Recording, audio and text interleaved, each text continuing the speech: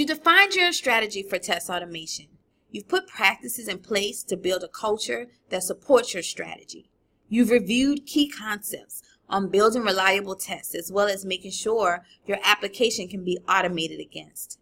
Now is a good time to consider the tooling for your test automation project. In this chapter, we'll discuss how to choose the right tools for your initiative. Before choosing your tools, it's important to consider who will be using them.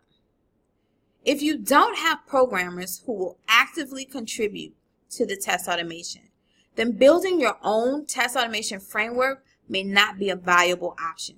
Remember, test automation is software development.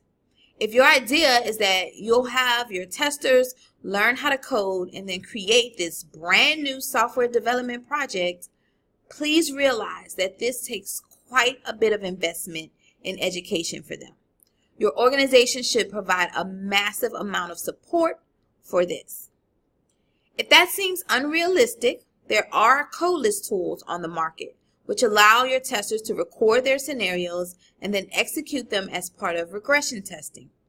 While programming knowledge is not required, note that you'll still need to plan for triaging and maintenance. If you'll have your developers or your automation engineers do the automating, then a coded solution is by far a better option. It allows for more control and flexibility. The bare minimum you need for your test automation project is an interaction tool and a validation tool. Remember, we have 3 levels: unit tests, service tests, and UI tests. Let's talk about the interaction for each of these levels. For unit tests and service tests that call into production functions, they should be written in the same programming language and reside in the same project as the production code. The execution is simply the call to these functions. For other tests, you have more options. Service level tests that call into APIs will need to be able to execute the HTTP calls and read through the responses. So you'll want to look for a programming language that makes this easy, or libraries that take care of the boilerplate work for you. For UI tests, you'll need a navigation library, which provides the ability to interact with the HTML elements of your application. Using a tool that supports the programming language that your application is written in is a reasonable idea. However, you should also consider how easy it is to hire for that programming language, should you want to expand and hire more additional automation engineers. And also consider how widely supported that programming language is by test automation tools. It's really beneficial to use tools that have an abundance of support and educational resources. So if your team is using an obscure programming language for its product development, which has limited support and resources, this might not be the best choice for your automation project.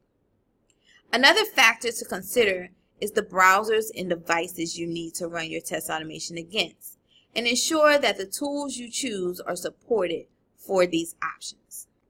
Speaking of additional automation tools, let's move on to what is needed beyond just the interaction tool. You'll also need to include validation libraries. These are tools which will allow you to turn your code into a test, which can pass or fail. There are various options of these validation libraries for the array of things that you need to verify, including functional, visual, accessibility, security, and so on. This is the bare minimum that you'll need for your automation project: a way to execute the tests and a way to verify them. However, you can certainly make your project more sophisticated by adding a reporting library which shows screenshots and possibly even video of test failures, or the integration of Gherkin scenario files if your team is already practicing behavior-driven development. And if your ultimate goal is to run the tests as part of CI, you'll want to choose tools that allow for this integration.